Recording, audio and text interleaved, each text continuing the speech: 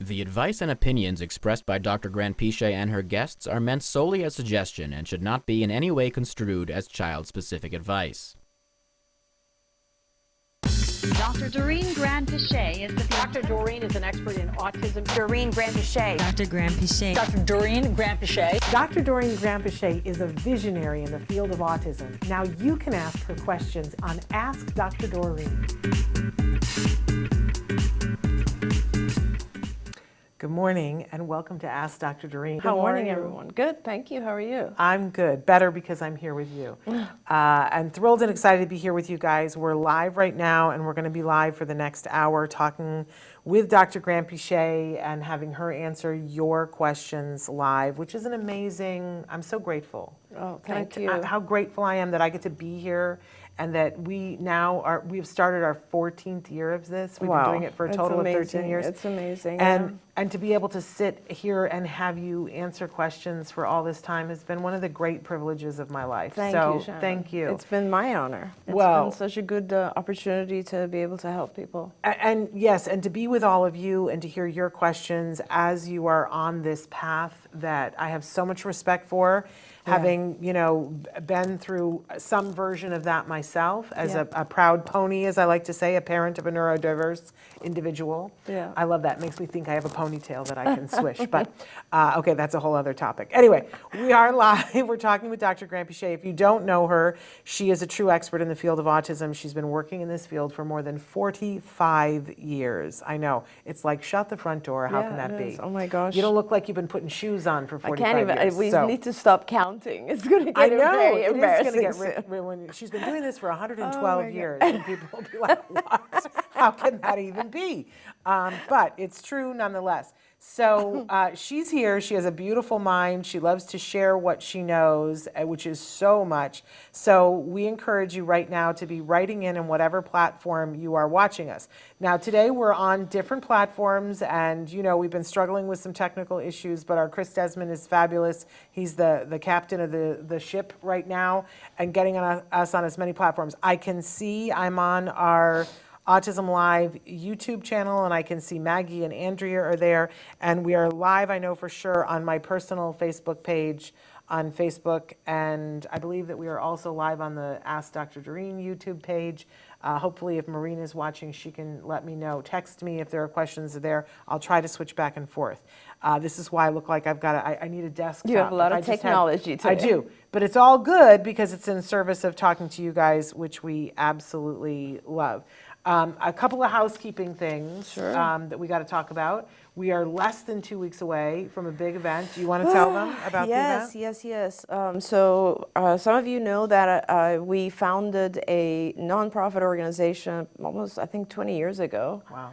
Called Autism Care Today, Act Today. And we have one really big annual event, which is a fundraiser, and it's around Halloween. So this year it is on the 28th of October. It is at the Woodland Hills Country Club, and it is an adult Halloween event. Yes. It's in the evening, and we would love for all of you to attend, whoever is in the LA area.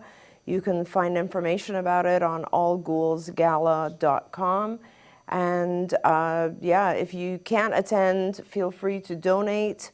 You can buy tickets for lots of other people who want to come. I think the tickets are really low priced. We specifically did that so that it wouldn't be an obstacle for people. Well, you specifically did that. We fought you on that, and we were like, no, we want people to be able to come to this. We want people to be able to afford it. And and the thing about, I was at another fundraiser last night, and I think I have to say I'm really, really proud to say that what we collect at ACT goes to children. We don't use that money for other things. There's not a huge organization here that ACT pays for. It goes to families, and it helps families in a lot of different ways. Like, we fund everything from fencing to make a person's house secure so the child doesn't run away, helmets for children who are self-injurious, iPads to help accelerate communication, or even AUG devices in some cases. We've also even paid for medical bills, labs. Right now, we just did a huge period of time where we were funding co-pays. I think we still are. So insurance co-pays, so you can have higher levels of, let's see, speech or OT or ABA, all kinds of stuff. Yeah. And the funds go directly to your service provider. So we really encourage people to help us raise money. Yeah. So that we can help more families. There's a huge need out there. Absolutely. Yeah. It is an open grant phase right now. So if you are in need and want to apply for a grant, you go to act-today.org to apply for a grant. But I can tell you there's already been thousands upon thousands of requests this month. Yeah. And there's Yeah. no possibility, unless it's one of hard. us won the big Yeah. lotto, which I didn't, darn it, to fund them all. But the more money, the more grants get funded. So it is a great cause. So tell people about it, donate, do whatever you can.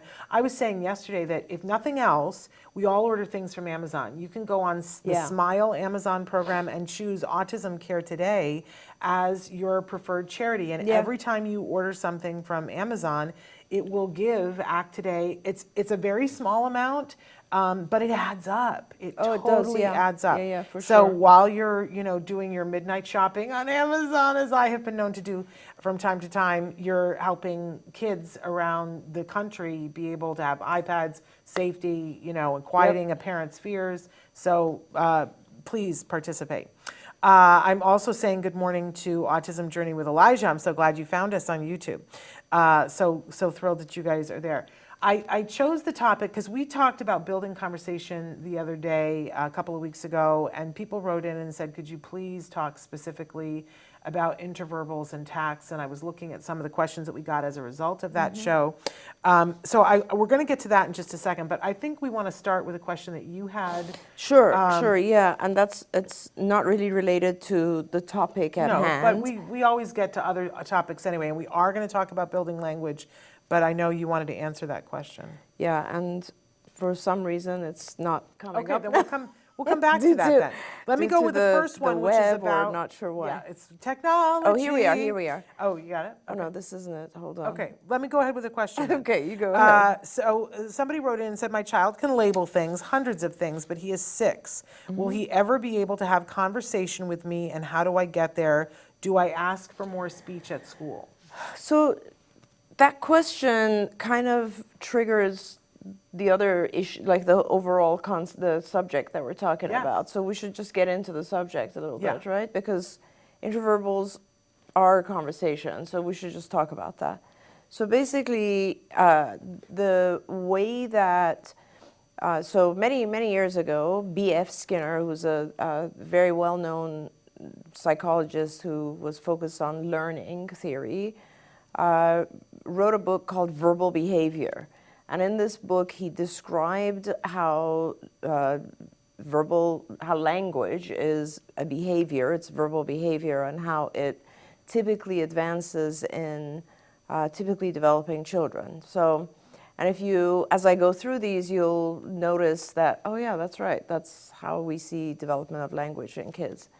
And so the beginning portion of language is called mands. And mands are when a child requests something that he wants. And that's, you will see that with all new young children, infants, 1 year old, 2 years old, and what they're doing is they are requesting something. Like initially, of course, kids don't have language, they will cry. And then we, as parents, figure out what that cry is for. And it's kind of an interesting, natural thing that has developed, where as a parent, you learn a certain cry is saying, I'm hungry. A different cry is saying, I have pain, I need comfort. A different cry is saying, I need my diaper changed. It's really interesting how by crying different ways, we understand that. But that is kind of like a man as well. And gradually kids learn language, and their first words might be mommy or juice or whatever it is. And usually it's a request of some type.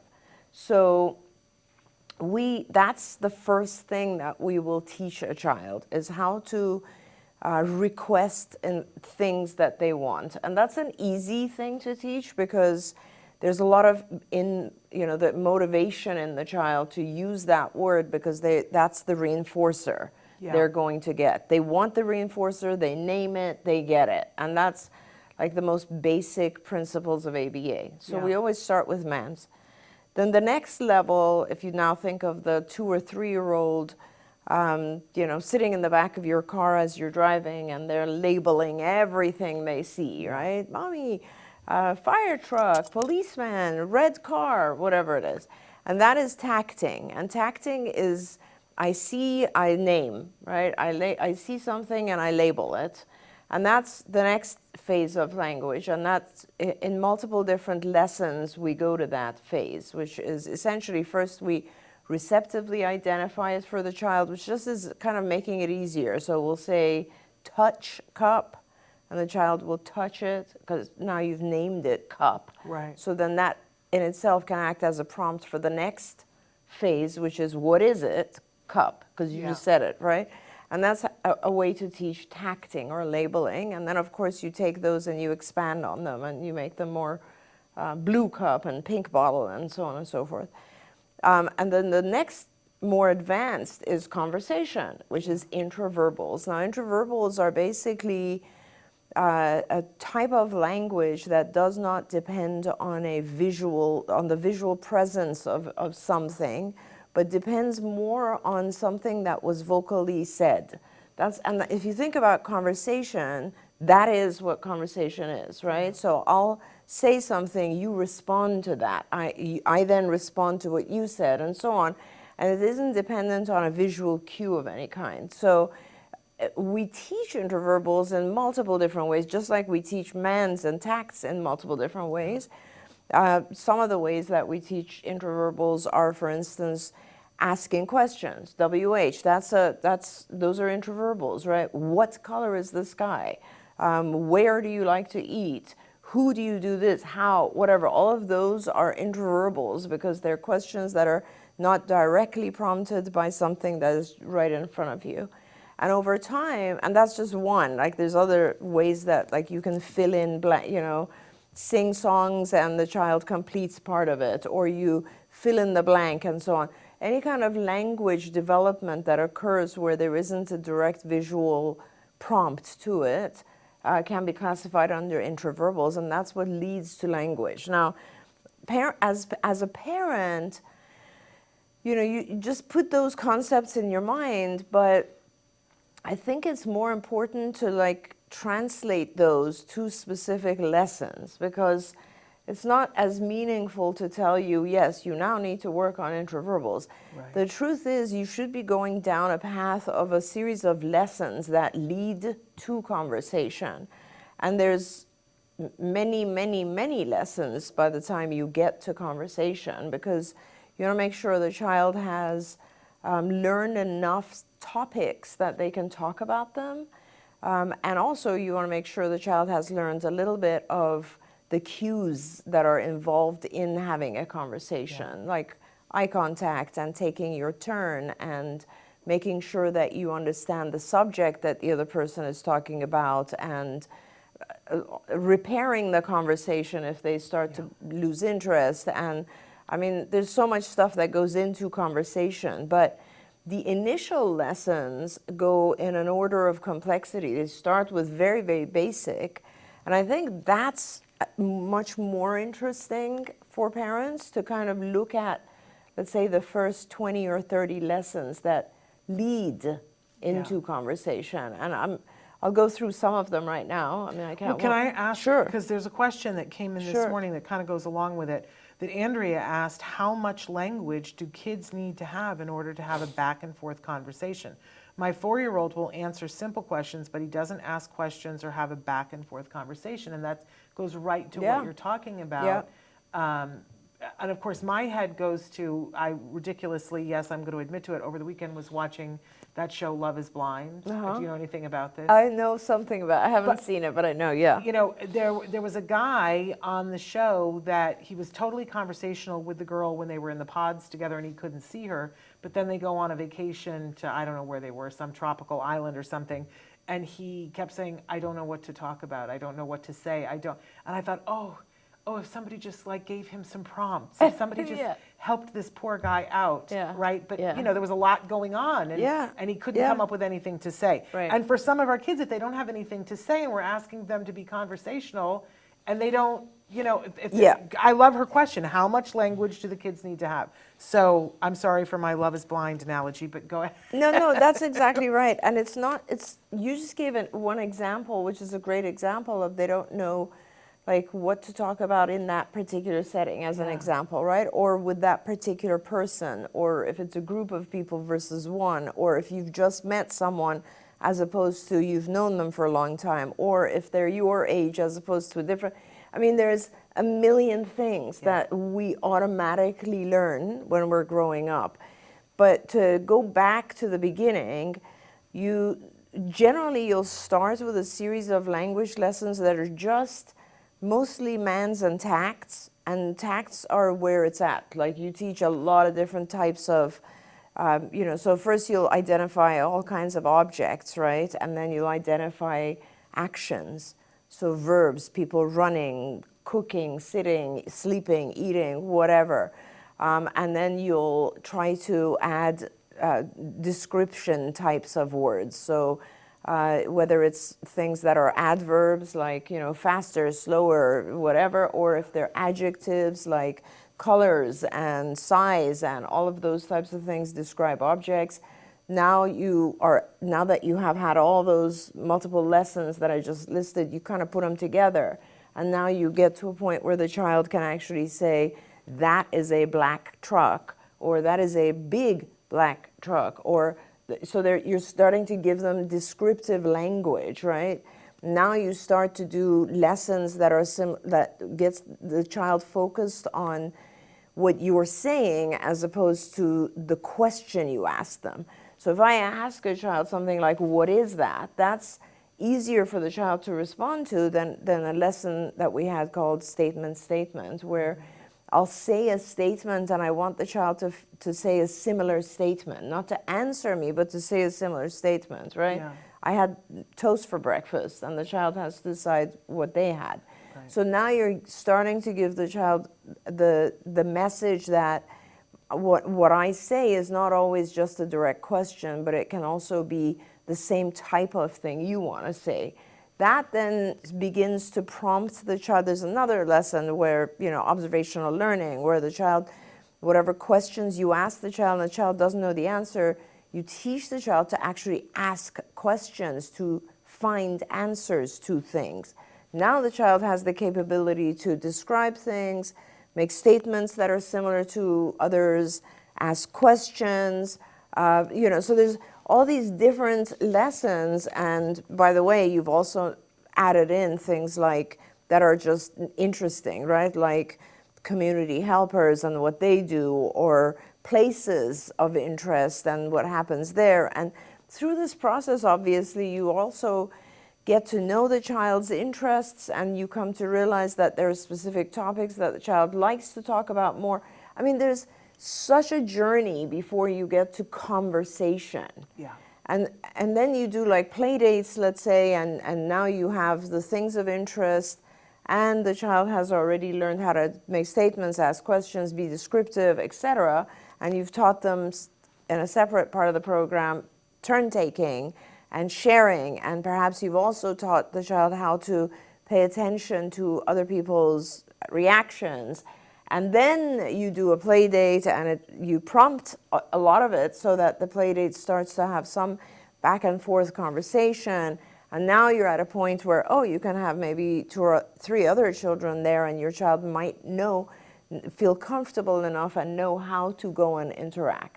It's a lot. It's a lot. And it's not something that happens often. It doesn't just happen on its own. There are some children who are just so motivated to interact that they pick up all these skills very fast and use it to interact. Yeah. But a lot of kids, like, they don't understand the purpose of social conversation. And so you have to kind of practice all of it until you get to that point where they're comfortable with it. The horrible thing about this is when you're a parent and you're worried and you don't know what the end of the story is, you don't know that your child is going to be able to speak. I can speak to the fact that the whole time when we were teaching this, I was anxious. I was like, okay, he can do he can do 3 volley back and forth, that I say something, he says something, I say something, right? We can do 3, but can we get to 4? Can we get to 5? Can we get to 6? You know, I was so constantly worried about it.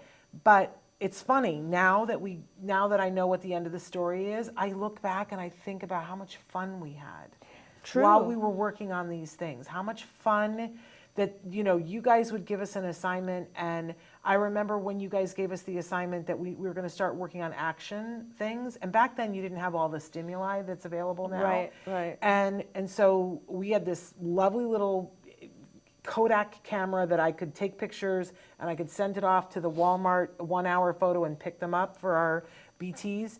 And so the task, they gave us a bunch of action words that we were going to teach him. And it just so happened, I mean, this is like how weird life is. It was this time of year, it was Halloween, and one of my best friends was diagnosed with cancer. 3 little boys, and she was diagnosed with cancer. I mean, that's a bad day, right? Oh my gosh. And I said, what can I do? And she and her husband said, can you come over? We have to chart a course and make all these appointments and everything. Can you come over and hang out with the boys? So I had one of those packages of Halloween gingerbread house. Yeah. I brought it and jam, and I was like, get in the car, and we went over, and I had my camera. And we put together the gingerbread house, but then we ended up playing a game where we have this list of photos with these 3 little boys and my son, let's take these pictures. So I would say, okay, reading a book, and they would each, you know, figure, oh, let's take this picture. And we ended up having this amazing good time that still lives in my heart. And that, because we were doing it and taking the pictures, I think my son learned it faster. Interesting. Because he was involved in it. And I don't think of that as a painful day anymore. Yeah. Because she survived, thank God. Yeah. And my son learned those action words and learned so many more things. So I just want to say, if you're going through something today and it feels like it's absolutely horrible and it's the worst day ever, and oh my gosh, we got to teach all these, and it seems overwhelming, I just want to tell you, as the ghost of Christmas past, you get there. Yeah. And you just got to put yourself through it and make the most of it. And time makes it easier. And you build on whatever you have right now. And I know lots of people that have ended up in lots of different places. Everybody's still okay. Yeah. Even the kids that don't learn all of the action words. Yeah. Yep. Everybody ended up okay. It will be, but do everything that you can right now, is my advice. Yeah, and that's really good advice. And it's because it is very, very difficult. And often I think parents also question things because it is rote in the beginning. Yeah.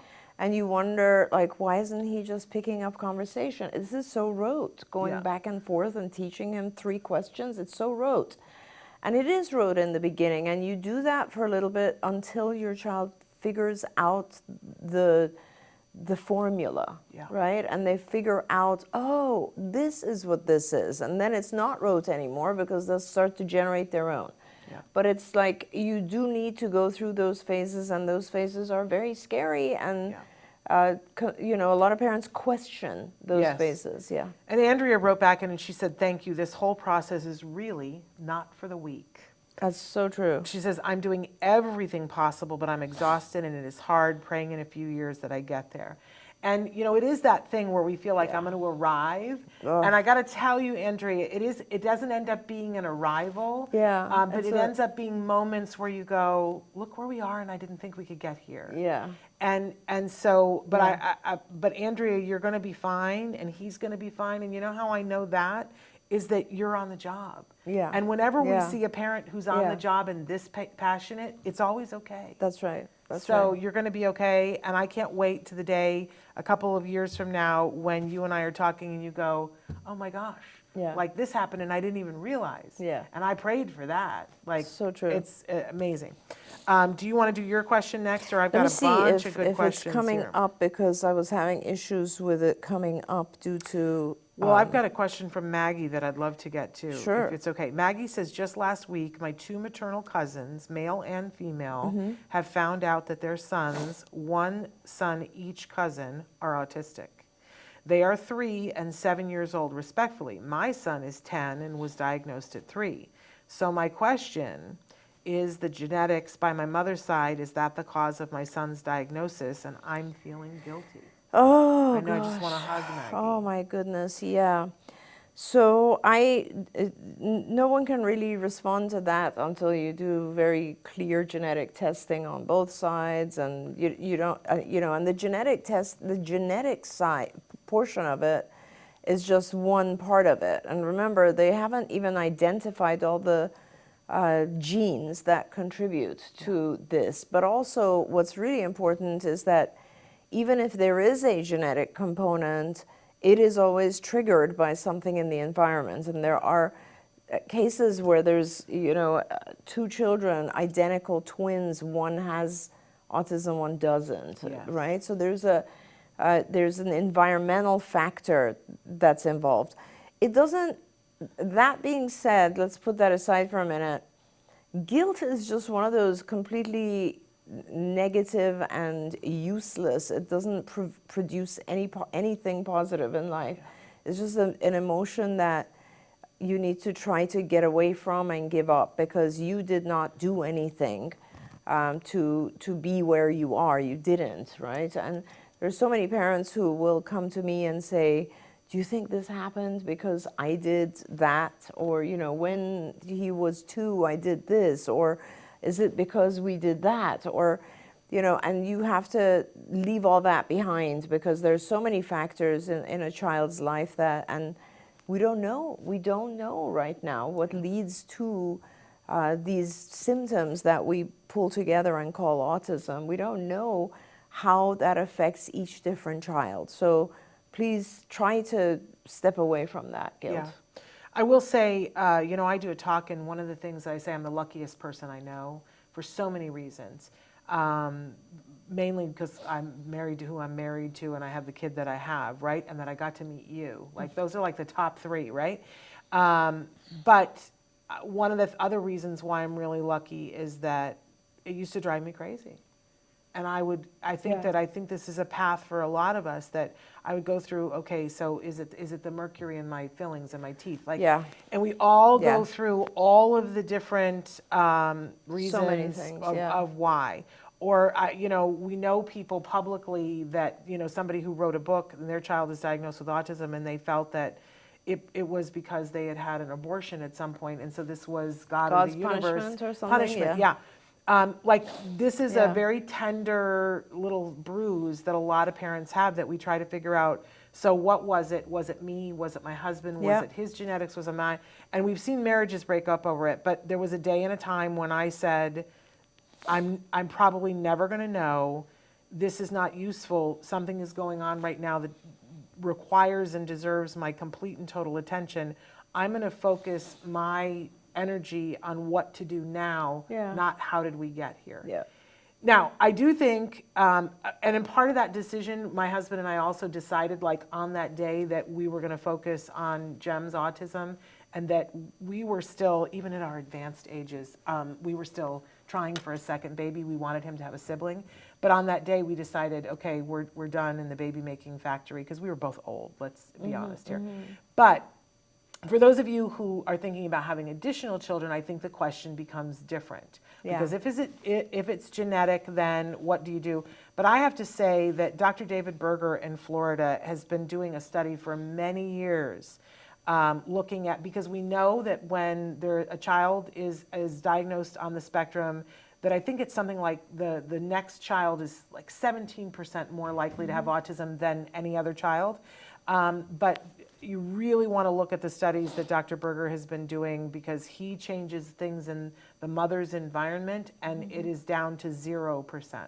That out of, I think he's over 10,000 births now, when he's been able to help the mom while she's pregnant to just eliminate some things in your diet, maybe increase, and it's different for everybody. It's not like there is a protocol. He looks at your blood and says, this is what you need. They have not had a single case of a child being born with childhood cancers, no juvenile diabetes, and no autism in second children. That's That is amazing. statistically impossible. Yeah, that's insane. So if I were going to get pregnant with a child and I already had a child on the autism spectrum, I would be looking at his study. Dr. David Berger in Florida. It's called the P2I study. Yeah. And you were involved on part of that you Yeah. were working with, why can I not think what his name Dave is? Humphrey. Yes, thank you. Yeah, so it's the forum, and the Yes. Autism Forum is the group that I'm on their board, Yes. and the forum founded this, and David is fantastic, and he carries out these protocols, but the forum put a lot of time and research and money into it, and they found all the different kinds of supplements and things that you have to do for moms to guarantee healthy birth. Yeah. Yeah, so I mean, there is a lot of literature on that. And I think it's not a bad idea. I was just talking to a friend, and she was saying that her daughter, who recently got married, the daughter and the husband both have a positive gene for some other thing, and they both, so therefore decided that they're going to work with a specialist in fertilization, where they actually can control now for when both sides have a positive gene for something. So I think it is where medicine has advanced to the point where if you are going to have a second child, it is helpful to have some genetic testing. UCLA has a gene lab. Lots of universities have places that will help with this. This seems like a good time to bring up, too, we're going to be talking about this more in the next couple of months, but if you are a parent and you have a child that's already diagnosed on the spectrum and you've already given birth to another child fairly recently, there is a new project that you're involved with. Well, it's not new. Yeah, it's been going on for several years. It's the primary researchers are at Harvard. Yeah, it is called GEMMA. This is a project that we will be supporting and helping them move forward. They were hopeful that they would, it's been going on since before COVID, right? Yeah. But COVID kind of put a dent in it because it was very, very hard for them to move forward. But now they have established ways where they are moving forward. And what they're doing is they are looking for newborns, siblings of children who've already been diagnosed. So you have a child on the spectrum, and then you have a newborn. And what they like to do is every 6 months, from as early as possible, do a series of tests with the newborn, both kind of psychological assessments, but also blood, urine, etc. And they would do that every 6 months for 3 years. And so they're tracking the child's biochemistry and functioning. And that, of course, is very, very valuable research that will lead to a lot of answers for a lot of parents. But it's also very hard. I understand when you have a newborn, you don't really want to expose them to testing every 6 months. But, you know, it's just a very meaningful project. And I don't think that. I think what I hear from a lot of parents is that they're concerned. I've had one child that has a diagnosis. I have this other child. I would like for someone to be watching them like a hawk so that we know now we want to catch it as early as possible. That's a great point of view, yeah. And so I hear from parents like, who do I need to go to like see what's happening with my second child and know, because you know, we've had examples of where the second child got diagnosed like so quickly that they were able to get in there and turn things around, prevent the child from ever having like the big diagnosis because they didn't get a chance to fall behind. Correct. So, you know, I think parents are going to want this. So if you're interested, we're going to have more information. You're going to be seeing flyers and things. We're actually hoping to have some guests on the show to talk about it. That's awesome. So yes, but it's the GEMMA project. It's Harvard, but we'll get you actual places where you can apply to be a part of this study because it's really beneficial. I got to give this shout out to Stephen, Stephen, I just want to hug you. Stephen says, hi everyone, I would like to know if ABA corrects things not specifically covered in the session. For example, my son's short fuse is gone. His vacant look in his eyes is gone, and he doesn't spin himself anymore. I love that question. Yes.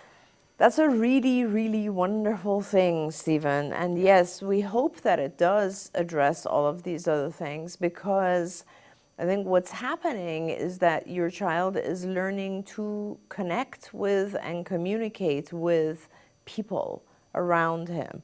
And you have to realize that when we can't connect or communicate with anyone, we have a short fuse. We get kind of upset and frustrated because nobody understands us.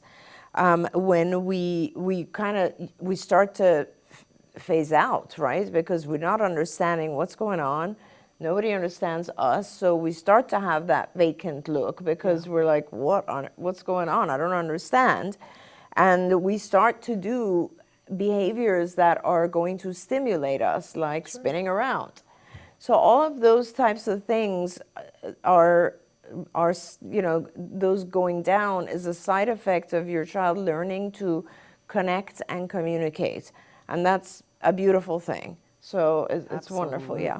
Thank you for writing that. Yes, absolutely love hearing that. Okay, do you have your thing up, or am I I do. continuing? Okay, So, let's go for it. okay, so what it said, and I took a picture this time so that I wouldn't You're lose so it. smart. So basically it says, it's from a parent who wrote in and says, I don't know if this will reach you, but I'd like to talk to you about this, what is fair. My daughter has attended CARD for several years now. Several months back, we were notified that CARD was sold and was declaring bankruptcy. Then we learned, without explanation, CARD was bought back. In this process, my daughter has had a major disruption in her services. First, there were no therapists to give her the hours she was entitled to, and then I was told that the insurance authorization didn't go through in time. Or it was a new system. I really don't know. It has been about a month now, and I'm beginning to think I need to search for another agency. And I'm happy that you wrote this, because one of the things that I don't like is when we don't do a good enough job of explaining things to our parents. So I appreciate you giving me the opportunity to explain exactly what happened. So yes, I sold CARD in 2018, and unfortunately, it did not do very well, and over the last few years, I wasn't connected with CARD, and they did declare bankruptcy. I was very heartbroken to see that it is going into bankruptcy, and so I bid on it and was fortunate enough to be able to win the auction and purchase the company back. Now I've had, I think, almost 6 weeks. I think this is my 6th week having the company back, or this might be my 7th week. But what I have noticed is, yes, you are absolutely right. There are not enough therapists. There haven't been enough therapists, BTs, and we are hiring them as fast as we can. I've now really significantly increased the attention on both recruiting of BTs and training of BTs, and that's like my life right now, is how do we bring in more behavior technicians and train them as fast as we can and place them on kids, because we need roughly 800 behavior technicians. Like, that's how short our current staff is.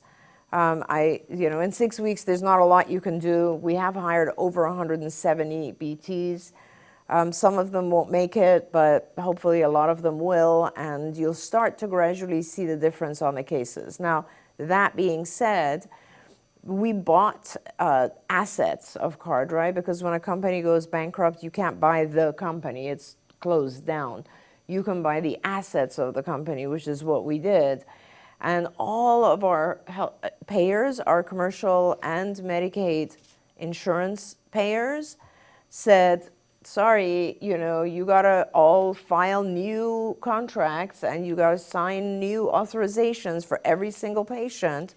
And we were like, okay, fine. We put a ton of people on it, and we were able to get, in the first month, almost all of our commercial payers, so like regular health insurance payers, almost all of them gave us a verbal approval and said, okay, you're fine. We will continue services with you, but you're going to have to file new authorizations for each child. And we said, not a problem, we'll do that. That's it's like a permission from the insurance company to allow you to serve each child.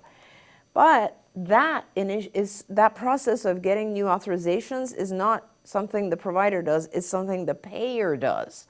They have to send you an authorization for each child. And until they send us the authorizations for each child, there's nothing we can do. Like literally, there's nothing we can do. What we decided to do is for all of our commercial payers, companies that had said, don't worry, we'll give it to you, we decided to trust them, which is kind of a crazy thing, but I didn't want to disrupt services for too many families. So we trusted them and we just continued to provide services.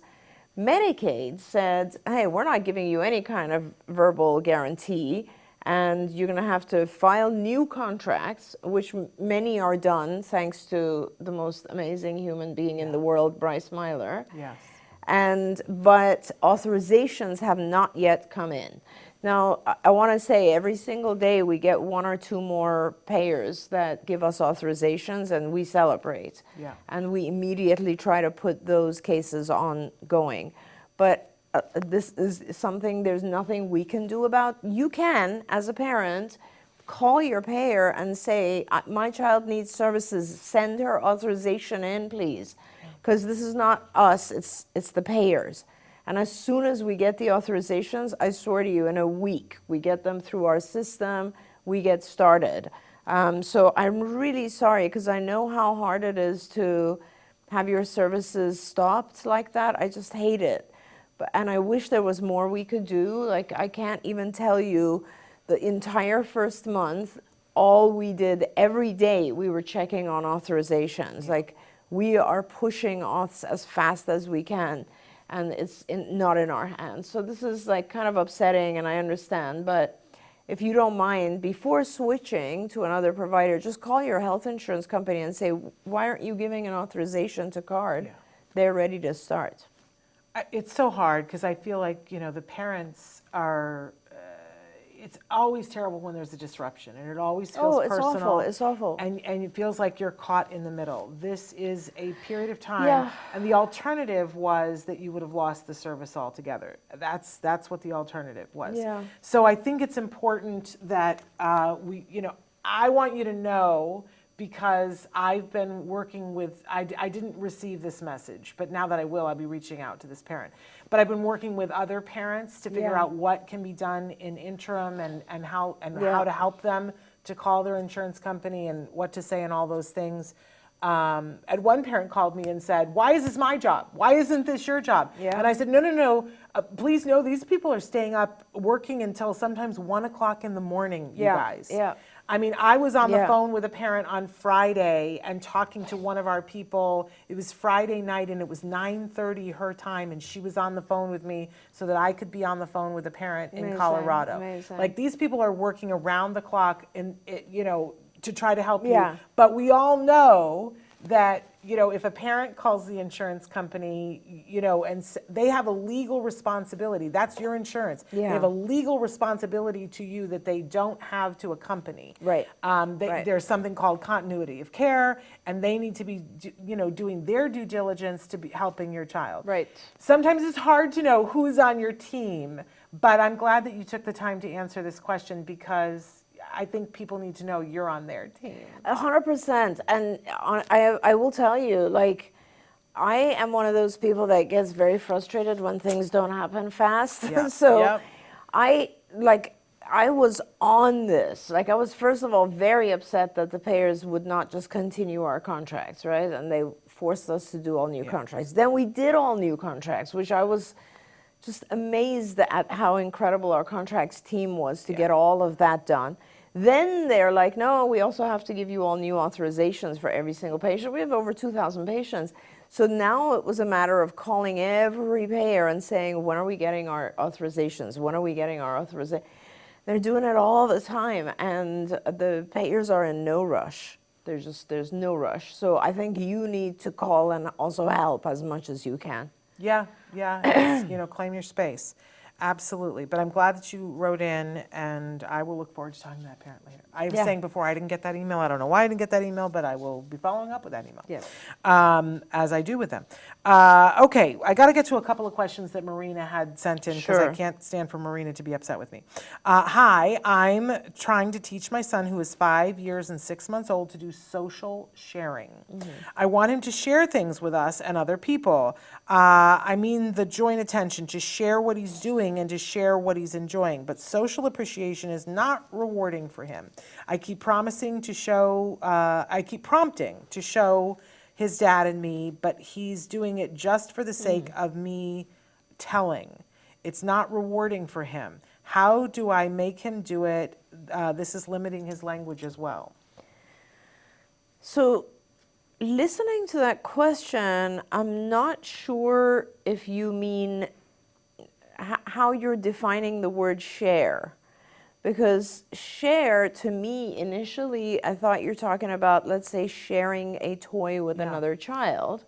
But then you referred to him showing you his something that he's worked on, which could be another way of expressing share. Yeah. Right? I think, And those are, because she says joint attention, I think it is more that. Yeah, so those are two different things. And actually, the one you're referring to, I think the one about like showing you something that he's done, is a very important part of development, and it's one of the symptoms actually of autism that we try to overcome. So there's a whole series of things that you can do, but as I said, this is one of those things where in the beginning it just feels very rote and prompted. Yeah. But I think the way to do it is just to remember that, let's say he wants something and you withhold that thing until he shows you what he wants it for. So as an example, let's say he's coloring something, and I don't know what your child's interests are, right? And he wants the color blue, and you prompt him to actually show you and say, I want blue here. Yeah. So then you give him blue. And that's the beginning of kind of showing something, right? Or it could be that, it gets to a point eventually where you want to make sure that you really praise and reinforce things that he produces, whether they're construction or art or puzzles or whatever it is. And gradually, and you pair your own excitement and reinforcer with something that might be meaningful to him now. So like, for instance, it might not be meaningful for him to show you something and you go, wow, great job. But over time, if that wow, great job is paired with, let's say, his favorite cookie, that wow will actually take on a positive facility. And I know it's weird because typically developing kids, one of their primary not primary, but one of their main reinforcers is social praise. And with our kids, it's not initially social praise, and that's okay, because over time it does become, and they do learn that they feel very good about making you proud, making you happy. But you have to pair yourself with things that we call primary reinforcers, such as food. And it's okay that you have to do that for a little bit, but that happens in normal development anyway, if you think about it. With mom is the source of food, mom is the source of comfort, etc. And think of it this way, like I always say, our kids go through a couple of years of not really being in tune to all those things that are happening, and that's okay. Your child is a little bit older now, but you pair yourself with those things that are reinforcing, and then you take on those reinforcing properties. And over time, then your child will just want your praise because it has classically conditioned to something that was reinforcing. Can we go back to something you said, though? You were talking about you deprive them of the thing. Yeah. And I want to be clear about this because I think there's a lot of misunderstanding about this, that I have seen parents go, okay, he wants, let's say this is a Buzz Lightyear. He wants the Buzz Lightyear, but they said to deprive him of it. So they put it up on a shelf, and then we never see the Buzz Lightyear again. No, this is not what she's talking about. No, you do it in order to motivate showing. Yeah. So in other words, you do it, and you also will use that tactic in order to motivate language. So you basically don't put it away. you hold it so that the child will now show you their artwork, for instance, so you can give it to them. You hold it so that the child can now show you what they're building and that they need that object, and then you can give it to them. But you're doing it right there in that Yeah. moment, not some other moment. Right. I've seen parents go, well, we're depriving him of that until he does the thing, and there's no Right. and you go, no, No, you're holding it as a prompt. Right. Yes. There we go. Okay, I just wanted to be clear about that. Sure. Okay, another one from Marina. How can I help my 3.5-year-old son with ASD stop using a pacifier at night when I've already disallowed it in other environments? What would be a replacement for a pacifier for self-soothing? Thank you. Yeah.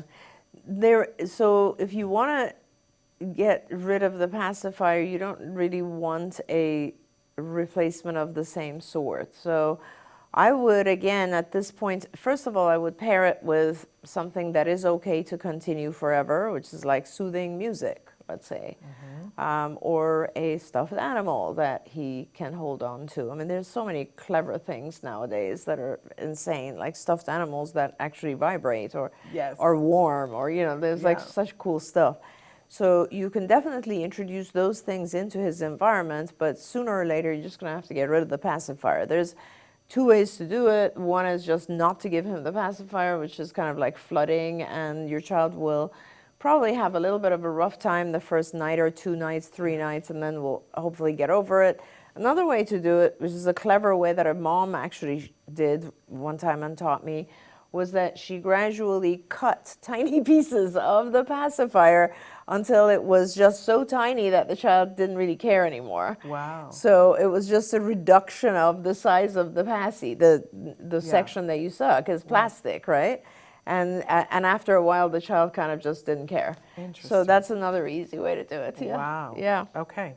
Fascinating. Okay. Jaifa has written in and Yeah. said, hello both. Would like to know if vitamin B12 increases hyperactivity. And number 2, can you please comment on the use of broccoli sprout supplements for kids?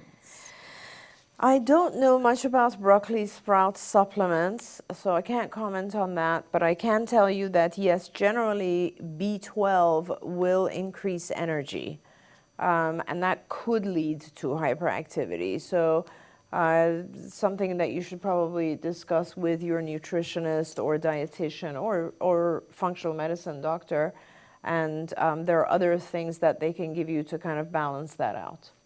And the sulforaphane, which is the thing in the broccoli sprouts, I don't really know anybody personally that has had it and seen a big bang for Yeah. their buck.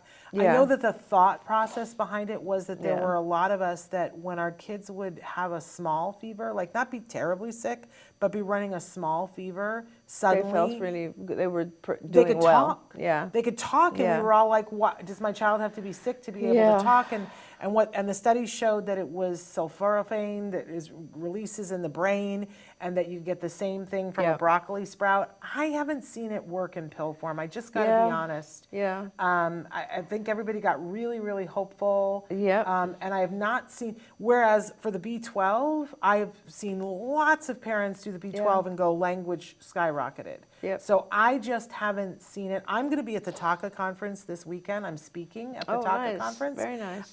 And very excited about that. And I'm sure that that will be one of the topics, and I will be happy to come back and tell you what I learned from that. I also want to say Dr. Temple Grandin's going to be there as well. She's the keynote.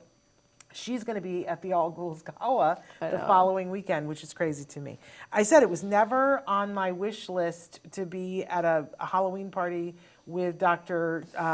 Temple Grandin, but it's on my bingo card now, and I'm really happy. Oh my gosh, I can't wait. It's going to be so fun. excited. It's going to be very, very exciting. Yeah. Okay, we had one more question about, and by the way, Andrea says that they actually do. make Okay, there you go. pacifiers that get shorter and shorter. Who knew? It's like the opposite of Pinocchio's nose. Okay, we'll take it. Somebody wrote in and said, can you, and we don't have time for this question, but it was towards our topic. Can you teach some of the more advanced conversational skills to a child who is nonverbal and uses an assistive Technology, technology? My son is 9. He can push buttons on his Dynavox to tell me I want, and another button to tell me drink, help, toy, video game, etc. But is he ever going to be able to write me one of those big long paragraphs I hear some kids suddenly can do later on? And how can I get him there quicker? Yeah, It's funny that you wrote that question, because there are some kids that it's almost like as soon as they start typing, there's like a whole, a flood, and you suddenly see all the talent. And then there are kids who it takes a little bit longer for them to learn to type and learn the subjects, and eventually they do communicate a lot more. So I would be patient, because I'm just proud of parents who kind of go the OG device path, because it's so helpful to a child to be able to communicate, that the sooner we get them communicating in any possible way is the best thing you can do. Yeah. So I would just wait as your child learns that more and more language is useful. Yes, they will start to hopefully go into more depth in their conversations, and you got to make sure that though you are teaching these, like I said, there's tons of lessons that are taught to get you to that phase of intraverbals, right, or those longer sentences and paragraphs. So you still have to continue teaching those lessons, even if the child's response is through typing. There we go.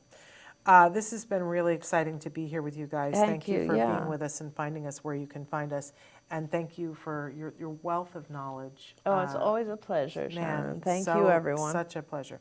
And we have a lot of exciting stuff in the hopper, so keep watching. We'll let you know where we're going to be, when we're going to be.